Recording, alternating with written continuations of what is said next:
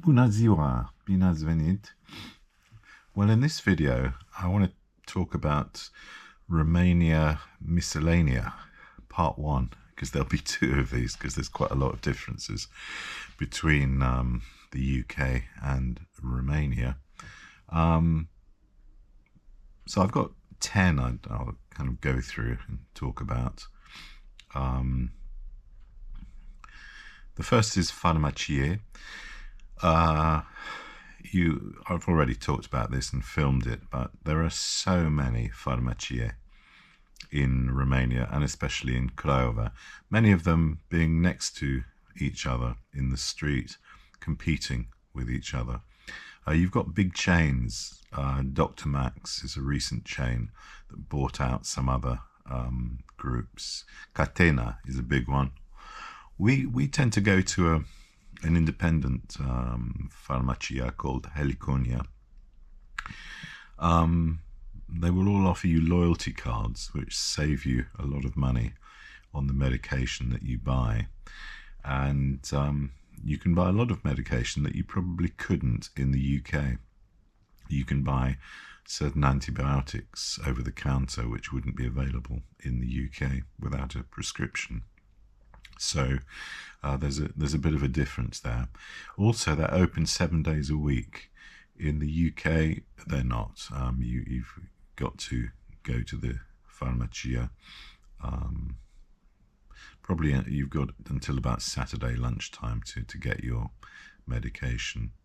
But all Romanians, as I said, will have a cupboard filled to the gunnels with medication, and they're adamant about taking medication for any symptoms that they have.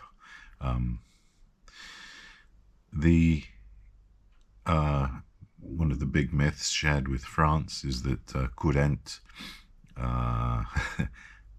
drafts will kill you, and going out in the street if you have wet hair will also kill you. It's not going to happen. I talked about weddings last time, and there are a whole series of differences between weddings in the UK and weddings in Romania, and I'm going to take you through a few of them now. The first difference is the importance of the godparents, the nash, who are a married couple who will be friends of the couple due to be married, and they have a very significant role, more significant indeed than the parents of the groom and bride. They will also contribute a sum of money to the wedding and play an important ceremonial role at the altar. So the groom starts off being shaved in the morning by some friends, indicating his passage from a boy to a man as he gets married, and the bride will be adorned with a veil.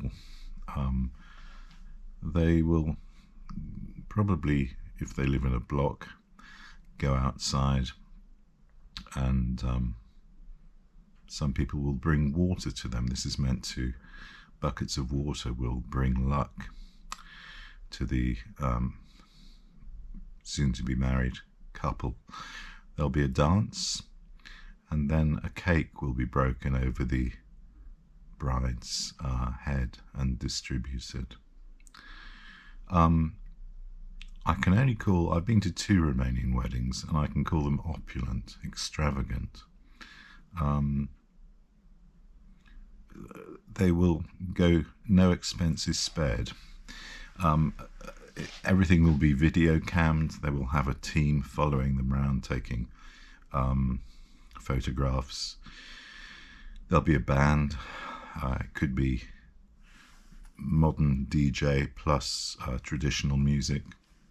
There'll be many courses to eat at the wedding, and the cake will be cut, indicating that the wedding is over, probably at about 3 or 4 o'clock in the morning.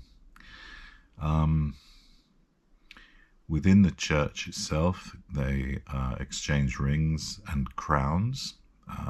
They have the married couple both wear crowns, and it is what you could call a magical day. There is normally a kidnapping, or a semblance of a kidnapping, where the bride will leave one of her shoes to prove that she's been kidnapped, and the ransom will be paid in the form of probably several bottles of whiskey. The first dance is by the bride and groom, and very often accompanied by dry ice. So there's a sort of magical atmosphere within the ballroom. Weddings do not take place during Post, so during Lent or in the period leading up to Christmas. They don't take place then. They are extravagant affairs. They go on a long time, and they conclude normally with a plique, an envelope full of money, which you leave, and you are supposed to give the amount that you were given by this family at your wedding, no less. And your name is on the envelope, so it's checked very carefully. What do these pliques do? Well, they pay for the wedding, because these are expensive affairs, and they also, if there is enough left over, there'll be enough for a deposit on a dwelling. So weddings in Romania certainly to be experienced. Recycling is my third point. Romanians have started taking recycling seriously, and we have recycling, in French we would say ben, or bins, all around. Glass, cardboard and paper, metal, household waste, obviously not to be recycled, but the other three are, and they're collected separately every day on a daily basis. Great huge trucks go around emptying the glass, the cardboard, the paper and the metal. Daily collections. And Romanians take this very seriously. There's also been instituted a system of recycling for bottles and cans.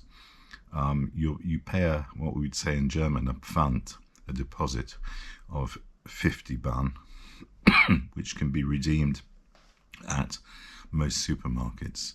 They have chutes, and you put your cans or whatever down the chute, and then you're given a token which you can redeem in the supermarket. Some senior citizens in Romania like telling people off. I mean, I'm a senior citizen, but I've been told off by a lady for putting the wrong rubbish in the wrong bin. She wanted me to recycle it. Fair enough, so I did.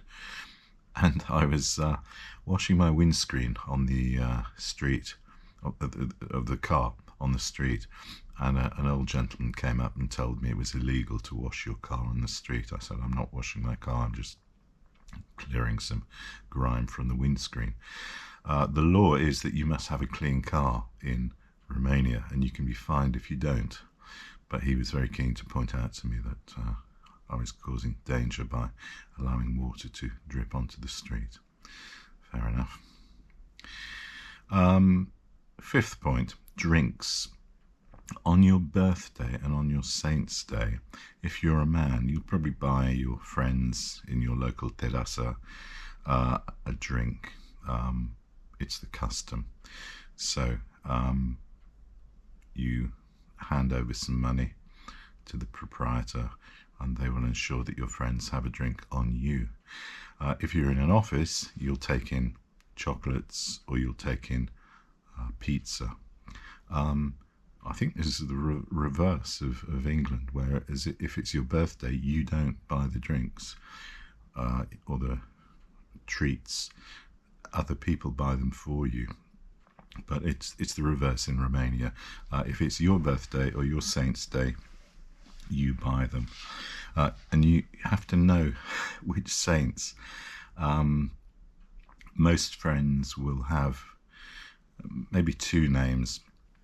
One will be, in fact, one may be linked to the Nash, and may be selected by the Nash as their name, or or their parents will have consulted the Nash about what to baptize their children.